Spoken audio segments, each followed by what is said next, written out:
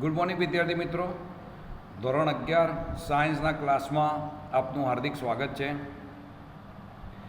અગાઉ આપણે ચેપ્ટર પૂરું કર્યું, પરંતુ તેમ છતાં બી ચેપ્ટરની અંદર અમુક વસ્તુઓ જે સમજવા જેવી છે, અધરવાઇઝ રિવિઝન કરવા જેવી છે, એ હવે પછીના લેક્ચર્સમાં આપણે જોઈશું. તમે ઇલેક્ટ્રોનની ગોઠવણી માટેના નિયમો તો શીખીને આવ્યા. આફબાઉનો નિયમ છે, પૌલીનો નિષેધનો નિયમ છે, હુન્ડનો નિયમ છે, પણ તેમ છતાં બી સંપૂર્ણપણે 1 થી 20 તત્વોની પરમાણુની ગોઠવણી આપણે હવે સમજીશું. તો એ સમજતા પહેલાં આપણે જે એસ, પી, ડી અને એફની અંદર કેટલા ઇલેક્ટ્રોન જઈ શકે એને આપણે સમજીએ. તો કે એસ કક્ષકમાં મેક્સિમમ વધુમાં વધુ 2 જ ઇલેક્ટ્રોન જઈ શકે. તો એના માટે તમને અહીંયા દર્શાવ્યું છે કે એસ કક્ષક માટે તમારે એક બોક્સ બનાવવાનું, એમાં સૌથી પહેલાં એક ઇલેક્ટ્રોન આ રીતે ગોઠવાય અને બીજો ઇલેક્ટ્રોન આ રીતે ગોઠવાય, એટલે એની રચના આપી છે. હવે એ જ રીતે આપણે જોઈએ પી કક્ષકમાં. તો કે પી કક્ષકમાં કેટલા ઇલેક્ટ્રોન બતાવ્યા છે? તો કે 6 ઇલેક્ટ્રોન. તો એ 6 ઇલેક્ટ્રોન કઈ રીતે સમાય? તો એ બી આપણે જોઈ લઈએ. 6 ઇલેક્ટ્રોન કઈ રીતે સમાય? તો કે આ પહેલા ઇલેક્ટ્રોન ફર્સ્ટ આ રીતે આવે, બીજો ઇલેક્ટ્રોન આ રીતે ભરાય, ત્રીજો ઇલેક્ટ્રોન આ રીતે ભરાય. જો આમાં હુન્ડના નિયમનું પાલન થાય છે. સૌથી પહેલાં મહત્તમ સ્પિન ગુણાંકનું મૂલ્ય રહે એ રીતે એકબીજાને સમાંતર ઇલેક્ટ્રોન ગોઠવાય. એટલે 3 ઇલેક્ટ્રોન આમ ગોઠવાયા પછી જ ચોથો ઇલેક્ટ્રોન તો કે એનાથી વિરુદ્ધ સ્પિન માટે ગોઠવાય. એટલે આ 6 ઇલેક્ટ્રોન આ રીતે ગોઠવાયા. રાઈટ. હવે એ જ રીતે તમને ડી કક્ષક માટે આપ્યું છે. તો કે ડી કક્ષકમાં કેટલા ઇલેક્ટ્રોન આવી શકે? મહત્તમ 10. તો જુઓ અહીંયા 5 દુ 10 આપેલા જ છે. તો હવે કે એની અંદર ઇલેક્ટ્રોન ગોઠવણી કઈ રીતે બતાવીશું આપણે? તો કે ઇલેક્ટ્રોનની ગોઠવણીઓ અહીંયા તમને ઉપર બતાવું, ધ્યાન રાખજો. આ dxy, dyz, dzx, dx² - y² ને dz². પહેલાં 5 ઇલેક્ટ્રોન 1, 2, 3, 4 અને 5. 5 ઇલેક્ટ્રોન આ રીતે ગોઠવાય. છઠ્ઠો વિરુદ્ધ સ્પિન, 7મો વિરુદ્ધ સ્પિન, 8મો, 9મો અને 10મો ઇલેક્ટ્રોન. ઓકે. તો એ રીતે તમને ડી કક્ષકની અંદર ઇલેક્ટ્રોનની ગોઠવણી બતાવી. એફ કક્ષકમાં તમારે નામ યાદ રાખવાના નથી, પરંતુ એમાં 7 પેટા કક્ષકો આવે, એટલે 7 દુના 14 ઇલેક્ટ્રોન એની અંદર જાય. પીની અંદર px, py અને pz યાદ રાખજો. ડીની અંદર dxy, dyz, dxz, dx² - y² અને dz² નામ યાદ રાખજો. ઓકે. ચાલો, તો આ છે ઇલેક્ટ્રોન કઈ રીતે ભરાય એની સમજૂતી. હવે એના પછી આપણે જોઈએ શક્તિનો ક્રમ. શક્તિનો ક્રમ આપણે જોઈને આવ્યા એ રીતે. સૌથી પહેલો આફબાઉનો નિયમ હતો, એમાં જોયો કે સૌથી પહેલાં ઇલેક્ટ્રોન ઓછી ઉર્જા ધરાવતી કક્ષકમાં જાય, પછી ધીરે ધીરે એના કરતાં વધારે ઉર્જા ધરાવતા હોય એમાં જાય. હવે અહીંયા આપણને શક્તિનો ક્રમ 1 થી 20 તત્વો માટે અને પછી 20 થી 30 માટે થઈને ટોટલ 30, 1 થી 30 પરમાણુ ક્રમાંક ધરાવતા તત્વો માટેનો ક્રમ આપ્યો છે. તો પહેલું છે 1s, પછી 2s, 2p, 1s, 2s, 2p, 3s, 3p. આટલું યાદ રહેશે. 1s, 2s, 2p, 3s, 3p, પછી 4s અને એના પછી 3d. તમારે 1 થી 20ની અંદર આ 4s સુધી તમારે ધ્યાન રાખવાનું છે. બરાબર છે? 1 થી 20માં તમારે 4s સુધી જ આવશે. આ 21 થી 30માં 3dનો સમાવેશ થાય છે. હવે આપણે અગાઉ જોયું એ જ રીતે એસ કક્ષકમાં મહત્તમ 2 આવે, એટલે 1s 2 જ લખાય મેક્સિમમ. 2sમાં પણ 2 જ ઇલેક્ટ્રોન મહત્તમ આવે, એટલે 2s 2 સુધી જ જઈ શકે. પીમાં મહત્તમ 6 ઇલેક્ટ્રોન આવે એટલે મહત્તમ 2p6 સુધી લખાય. પાછું એસ કક્ષક છે એટલે 3s2 સુધી લખાય. પી કક્ષક આવી એટલે 3p6 સુધી મહત્તમ લખાય. એસ કક્ષક આવી એટલે 4s2 સુધી લખાય. અને ડી કક્ષક આવી એટલે 3d10 સુધી લખાય. કેમ? કારણ કે ડી કક્ષકમાં 10 ઇલેક્ટ્રોન જઈ શકે. હવે આપણે સ્ટાર્ટ કરીએ ઇલેક્ટ્રોનની ગોઠવણી. હાઇડ્રોજન પરમાણુ ક્રમાંક Z બરાબર 1 એટલે પહેલો ઇલેક્ટ્રોન શેમાં જાય તો કે 1sમાં જશે.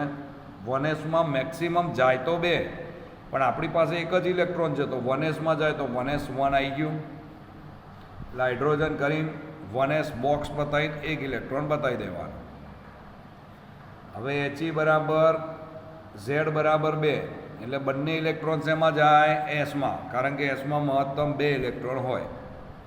એટલે He કરીને 1s2 બતાવવા માટે બોક્સમાં 2 ઇલેક્ટ્રોન બતાવવાના, પણ વિરુદ્ધ સ્પિનવાળા. એક સીધો અને પછી બીજો ઊંધો. લિથિયમ Z બરાબર 3 1s2 એટલે એસમાં 2 ગયા. હવે એક ઇલેક્ટ્રોન શેમાં જશે તો કે 2sમાં, તો કે 2s1, કારણ કે કુલ 3 ઇલેક્ટ્રોન કરવાના હતા. એટલે 1sમાં 2 ગયા, 2sમાં 1, એટલે કુલ 3 થયા. હવે 1s2 બરાબર તમારે સીધું He જ લખી નાખવાનું, એટલે એની ઇલેક્ટ્રોન રચના બતાવવાની જરૂર નહીં. એટલે તમે He લખી નાખો 1s2ની જગ્યાએ અને આ 2s1 લખ્યું. હવે એને જ્યારે બતાવવું હોય તો He લખીને એક જ બોક્સ 2sનું કરવાનું અને એમાં એક ઇલેક્ટ્રોન બતાવી દેવાનું. એ જ રીતે બી Z બરાબર 4 He 2s2 એટલે Heની અંદર 2sમાં 2 ઇલેક્ટ્રોન બતાવી દેવાના. એસમાં મહત્તમ 2 જાય. હવે 5 ઇલેક્ટ્રોન હોય તો 1sમાં 2 ગયા, 2sમાં 2 ગયા, 4 ગયા. તો હવે પીમાં કેટલા જશે? 1 જશે. એટલે બોરોનની આવશે 1s2 2s2 2p1. તો જોઈએ આપણે બોરોન માટે તો કે He એટલે 1s2 આવી ગયું એટલે 2 ઇલેક્ટ્રોન આના, 2s2 એટલે 4 અને 2p1. એટલે એને લખાય He કરી 2s અને 2pના કુલ 3 ખાના બતાવવાના. 2sમાં 2 ઇલેક્ટ્રોન પહેલાં ભરાઈ જાય, પછી જ ત્રીજા નંબરનો ઇલેક્ટ્રોન 2pમાં જશે. એટલે કુલ 5 ઇલેક્ટ્રોન થઈ ગયા.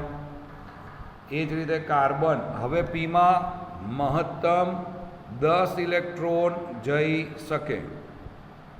એટલે કાર્બનમાં Z બરાબર 6, electron Rachna He 2s2 2p2.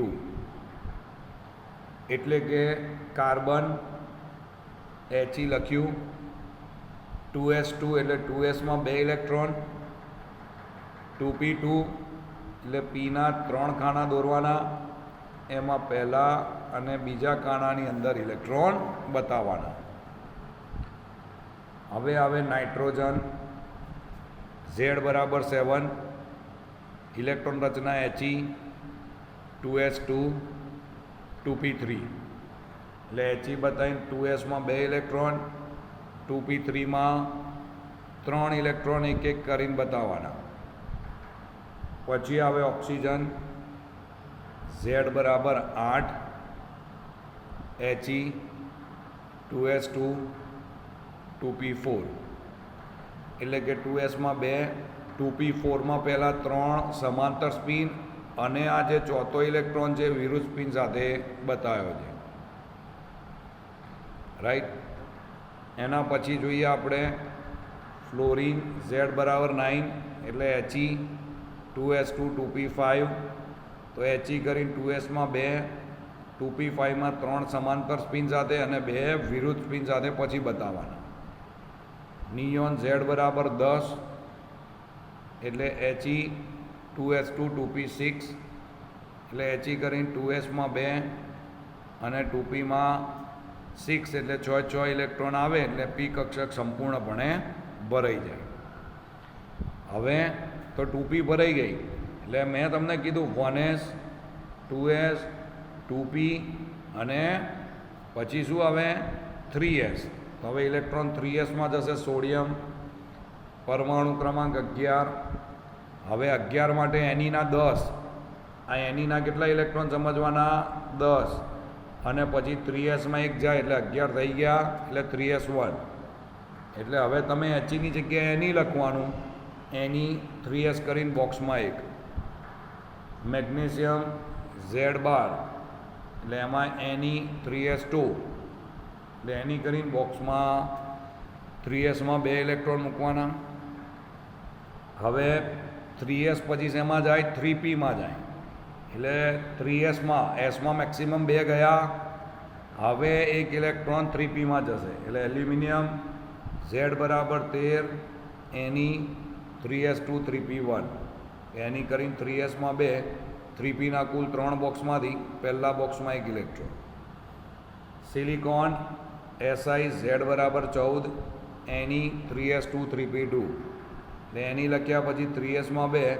અને જે 3 બોક્સ છે એમાં પહેલા અને બીજા બોક્સની અંદર 1 ઇલેક્ટ્રોન 3p2 ફોસ્ફરસ Z બરાબર 15 એની 3s2 3p3 એટલે 3sમાં 2 અને 3pમાં શું થયું એકબીજાને સમાંતર સ્પિન કરીને 3 ઇલેક્ટ્રોન સલ્ફર Z બરાબર 16 એની 3s2 3p4 એની કરીને 3sમાં 2 અને 3p4 એટલે 3 સમાંતર અને ચોથો ઇલેક્ટ્રોન વિરુદ્ધ સ્પિન સાથે એટલે 3p4 એ જ રીતે ક્લોરીન તો કે ક્લોરીન Z17 એની 3s2 3p7 એટલે એનીના 10 આના 2 એટલે 10 ને 2 12 એટલે 3pમાં આવે 5 12 ને 5 17 એટલે એની 3sમાં 2 અને 3pમાં 5 આર્ગોન Z18 એટલે એની 3s2 3p6 એટલે એની ગણી 3sમાં 2 અને 3p આખી ભરાઈ જાય હવે ફરીથી એ આવ્યું 3p ભરાઈ ગઈ એટલે શું કરવાનું 3p પછી શેમાં જાય તો કે 3p પછી જાય 4sમાં એટલે જુઓ અહીંયા આપ્યું છે પોટેશિયમ Z19 આર્ગોન એટલે હવે 18 ઇલેક્ટ્રોન આના અને 4s1 એટલે 19 એટલે આર્ગોન 4s1 કેલ્શિયમ Z બરાબર 20 આર્ગોન એટલે 18 અને એસમાં મેક્સિમમ 2 જાય એટલે 4s2 એટલે આર્ગોન કરીને 4s2 તો આ આપણે ઇલેક્ટ્રોનની ગોઠવણી જોઈ હંમેશા યાદ રાખજો 3 તત્વો છે જે નિષ્ક્રિય વાયુ તત્વો છે એટલે He લખી નખાય એટલે એના 2 આવે તો 10ની ઉપર જાય તો એની કરીને લખાય કારણ કે એનીના 10 છે અને 18 ઉપર આવે તો આર્ગોન આવે કારણ કે આર્ગોનના 18 છે તો આ યાદ રાખવાના He2 નિયોન 10 અને આર્ગોન 18 એ પછી આગળ તમારે મૂકતા રહેવાનું તો આ ઇલેક્ટ્રોનની ગોઠવણી ચોક્કસપણે યાદ રાખજો 12th સાયન્સમાં પણ બહુ ઉપયોગી છે અને આના ઉપરના દાખલા એટલે એક માર્કના ક્વેશ્ચન બી પૂછાય તમને તો તમને આવડવા જોઈએ હવે આપણે સિમિલર પ્રકારના દાખલા જોઈએ તો કે એક્સરસાઇઝના અમુક દાખલા જે અલગ પ્રકારના લાગે છે હું તમને કરાવવા જઈ રહ્યો છું તો 2.42 નંબરનો દાખલો જોઈએ દળ ક્રમાંક 81 વાળું તત્વ પ્રોટોનની સરખામણીમાં 31.7% વધુ ન્યુટ્રોન ધરાવે છે તો પરમાણુની સંજ્ઞા દર્શાવો દળ ક્રમાંક આપી દીધો છે 81 એની કિંમત હવે પ્રોટોન કરતાં ન્યુટ્રોન 31.7% વધુ છે તો આપણે ધારવાનું શું પ્રોટોન તો આપણે ધારી લીધા ધારો કે પ્રોટોનની સંખ્યા બરાબર x હવે ન્યુટ્રોન એના કરતાં 31.7% વધારે છે એટલે ન્યુટ્રોનની સંખ્યા બરાબર x વત્તા xના 31.7%. એનો મતલબ x મૂકવાનો વત્તા xના 31.7% એટલે 31.7 ગુણ્યા x છેદમાં 100 સરવાળો કર્યો x વત્તા 0.317x કારણ કે 100 છે એટલે 2 પોઈન્ટ ડાબી બાજુ ખસે એટલે ન્યુટ્રોનની કુલ સંખ્યા 1.317x. હવે પ્રોટોન વત્તા ન્યુટ્રોન બરાબર પરમાણ્વીય દળ ખબર છે પ્રોટોન x છે અને ન્યુટ્રોન 1.317x છે બંનેનો સરવાળો 81 એટલે 2.317x બરાબર 81 2.317x છેદમાં જાય એટલે જવાબ આવે 34.95 એને લખાય x બરાબર 35 એટલે x કોણ છે પ્રોટોન અને પ્રોટોન જે હોય એ જ પરમાણ્વીય ક્રમાંક થાય એટલે પરમાણ્વીય ક્રમાંક 35 પરમાણ્વીય ક્રમાંક 35 કોનો છે તો કે બ્રોમિનનો Br એટલે સંજ્ઞા આવે Br નીચે તમને જે 35 આપ્યા છે પરમાણ્વીય ક્રમાંક છે અને ઉપર આપ્યું છે પરમાણ્વીય દળ, એ અહીંયા ગાડી લખેલું જ છે તમને. બરાબર છે કે પરમાણ્વીય દળ કેટલું છે, તો કે પરમાણ્વીય દળ 81 તમને આપેલું જ છે. ક્લિયર? ચાલો હવે આવો જ એક દાખલો જોઈએ પણ થોડો અલગ. એમાં આપ્યું છે દળ ક્રમાંક 37 ધરાવતો આયન. આ ખાસ ધ્યાન રાખો, અહીંયા તમને આયન આપ્યો છે, એ 1 એકમ ઋણભાર ધરાવે છે, એની ઉપર ઋણ વીજભાર છે. જો આયન ઇલેક્ટ્રોન કરતાં 11.1% વધારે હોય, જો આયન ઇલેક્ટ્રોન કરતાં 11.1% વધારે ન્યુટ્રોન ધરાવે તો આયનની સંજ્ઞા શોધો. સમજો ઇલેક્ટ્રોનની સંખ્યા કેટલી છે, x છે. આપણે ઇલેક્ટ્રોન કરતાં ન્યુટ્રોન 11.1% વધારે છે, એટલે આપણે ઇલેક્ટ્રોન ધારવા પડે x. તો ન્યુટ્રોન કેટલા થાય, તો કે x વત્તા xના 11.1%, એટલે x વત્તા 11.1x છેદમાં 100, એટલે x વત્તા 0.111x, એટલે જવાબ આવે 1.111x. હવે પ્રોટોનની સંખ્યા કેટલી છે, તો કે પ્રોટોનની સંખ્યા છે x-1. કેમ x-1? તો સમજો તટસ્થ પરમાણુમાં જેટલા પ્રોટોન હોય એટલા ઇલેક્ટ્રોન હોય, પરંતુ અહીંયા તમને આયન આપ્યો છે અને એ બી પાછો એક ઋણભાર. એક ઋણભાર એટલે એક ઇલેક્ટ્રોન મેળવેલો છે. જો એક ઇલેક્ટ્રોન મેળવીને ઇલેક્ટ્રોનની સંખ્યા x થતી હોય તો પ્રોટોન એના કરતાં એક ઓછો જ હોય, એટલે પ્રોટોનની સંખ્યા x-1 લેવી પડે. લખ્યું છે કારણ કે અહીં આયન 1 એકમ ઋણભાર ધરાવે છે, એટલે કે તટસ્થ પરમાણુ એક ઇલેક્ટ્રોન મેળવીને 1 એકમ ઋણભાર દર્શાવે છે. તેથી તટસ્થ પરમાણુ માટે પ્રોટોન 1 બાદ કરીને લખવો પડે. સમજો ઋણભાર ધરાવે તો ઇલેક્ટ્રોનમાંથી એટલા માઇનસ કરીએ તો આપણને પ્રોટોન મળે, અને જો ધન વીજભાર ધરાવે તો ઇલેક્ટ્રોનની સંખ્યામાં એટલા ઉમેરવા પડે તો આપણને પ્રોટોન દર્શાવે.